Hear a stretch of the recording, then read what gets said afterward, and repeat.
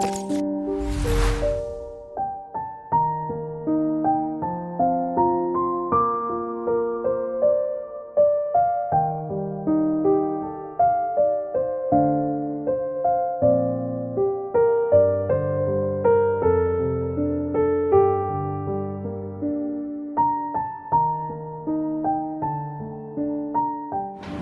Jesus was asked by the scribes which is the first of all the commandments, he did not only say the first of all the commandments, "Hear, O Israel, the Lord our God is Lord alone. You shall love the Lord your God with all your soul, with all your mind, with all your heart, with all your strength." But rather, Jesus also continued saying the second of all the commandments, "You shall love your neighbor as yourself." This reply of Jesus means that we cannot love God without loving our neighbor as ourselves. It is inseparable.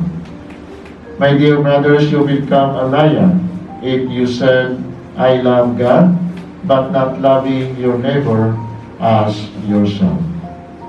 And the question is, how can we know that a person loves God with all his heart, soul, mind, and strength, and at the same time love his or her neighbor as herself?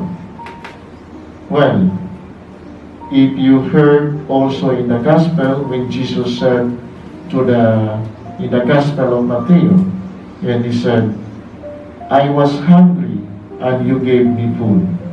I was thirsty and you gave me drink. I am a stranger, you welcomed me.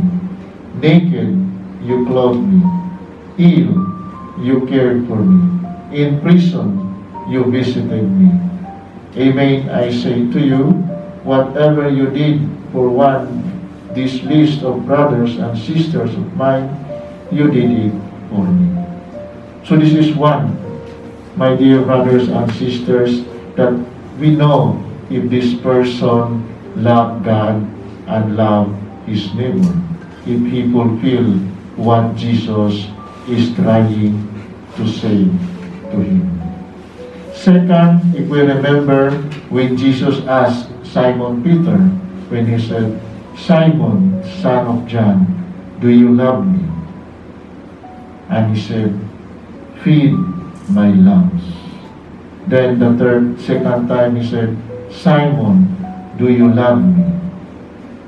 Look after my sheep." And the third time he said, "Simon, do you love me? Feed my sheep." You see, my brothers and sisters, that loving Jesus Christ is also loving others. It is very unthinkable if we only say that I love Jesus, I pray to Him, but you are not doing other or actions to your brothers and sisters. In this Eucharistic celebration, in this Gospel, we are invited to look at ourselves if we really love God and our neighbor as ourselves. We can say that this time of pandemic, this is an opportunity for each one of us to show our love of God by doing good to others. This is also a time for each one of us to take care the other who are in need. Sometimes also we can ask ourselves, do we really help other people who are in need wholeheartedly? Do we promote justice in our country? Are we a peacemaker person? Or how do we really show our love to God? My dear brothers and sisters, let us remember that God showed His love to us by sending His Son, not to condemn, but to save us. Again, if we really understand what love the Lord your God and love of neighbor means, then we are not far from the kingdom, as Jesus said to the scribe. But if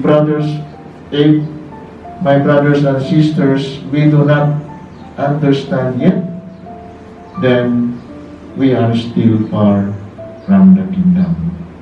So my dear brothers and sisters, in this Eucharistic celebration, in the Gospel, God invites us to imitate Him. Amen.